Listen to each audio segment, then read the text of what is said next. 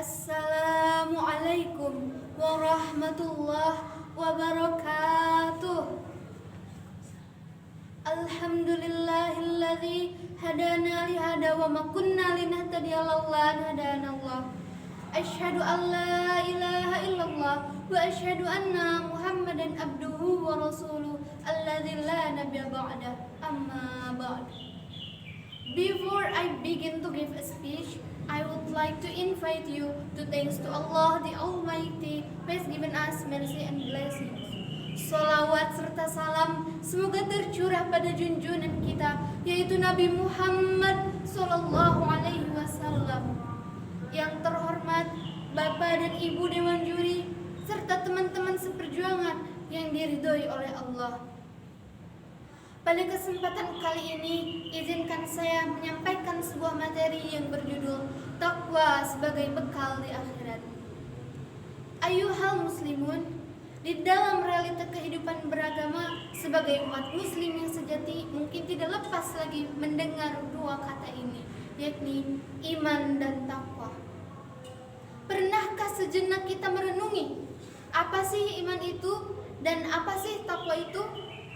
Iman adalah kalimat yang diucapkan dengan lisan, diyakini dengan hati, dan diamalkan dengan perbuatan. Bicara tentang takwa, by the way, hadirin ada yang tahu tidak apa sih takwa itu? Secara etimologi, takwa berasal dari kata bahasa Arab waqa, yaki, dan wikaya, yang artinya menjaga diri, menghindari, dan menjauhi.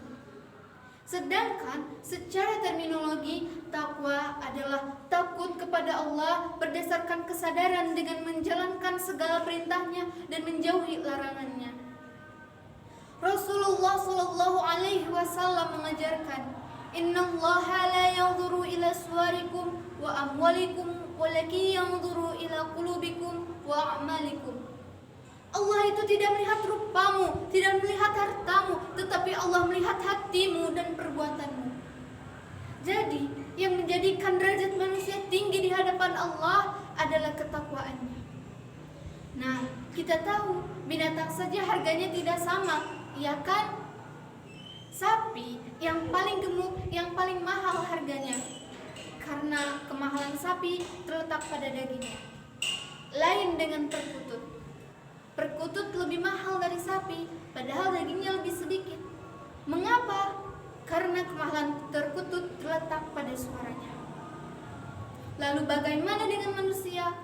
Kemahalan manusia terletak pada ketakwaannya. Salah satu contoh bentuk takwa kita kepada Allah adalah berpuasa. Puasa adalah salah satu rukun Islam yang keempat. Hadirin rahimakumullah, sebagai muslim yang beriman, jelas perintah Allah untuk senantiasa bertakwa kepadanya terdapat di dalam firman-Nya. A'udzu billahi minasyaitonir rajim. Ya ayyuhalladzina amanu, hai orang-orang yang beriman, taqullaha haqqa tuqatih, bertakwalah kepada Allah sebenar-benar takwa kepadanya. Wala tamutu, dan janganlah kalian mati illa wa antum muslimun, melainkan dalam keadaan beragama Islam. Al-Quran Surat Al-Imran ayat 102.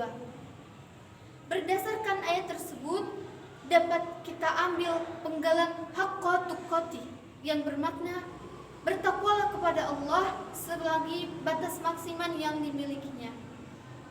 Saudara-saudara sekalian yang dirahmati Allah, terdapat beberapa perumpamaan dalam kata takwa. Ta, Qaf, waw, dan ya. Ta, simbol bagi orang yang tawadu. Kata Imam Al-Qushairi, orang yang bertakwa ia selalu berusaha benar, tetapi ia tahu kebenaran itu hanya milik Allah Subhanahu wa Ta'ala, sehingga keberhasilan tidak membuat ia lupa diri dan kegagalan tidak membuat dia putus asa. Qaf, simbol bagi orang yang qanaah. Dalam hidupnya ia selalu merasa cukup dan tidak berlebihan. Wow, wara, yaitu orang yang bisa menahan diri dari segala yang dilarang oleh Allah. Dan yang terakhir, ya, Allah itu maha melihat dimanapun dan kapanpun kita berada. Ia tidak akan pernah melakukan perbuatan dosa karena ia tahu kalau Allah, Allahumma al-alim, Allahumma as-sami, Allahumma al-khabir, Allahumma al-basir.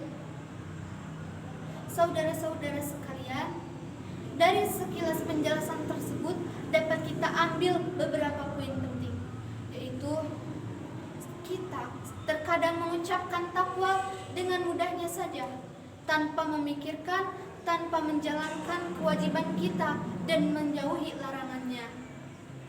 Maka dari itu, marilah kita sama-sama meningkatkan ibadah kita kepada Allah, karena kita sudah ada di akhir zaman, sudah ada kiamat sugro akhir-akhir ini, dan tanda-tanda kiamat kubro sudah bermunculan. Salah satunya adalah perempuan yang menjadi laki-laki, laki-laki yang menjadi perempuan.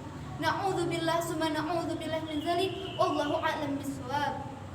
Demikianlah yang dapat saya sampaikan. Mohon maaf bila ada kesalahan, khususnya bagi saya, umumnya bagi semua. Subhanaka Allahumma wa bihamdika, asyhadu an la ilaha illa anta, astaghfiruka wa atubu ilaik. Wabillahi taufiq wal hidayah. Wassalamualaikum warahmatullahi wabarakatuh.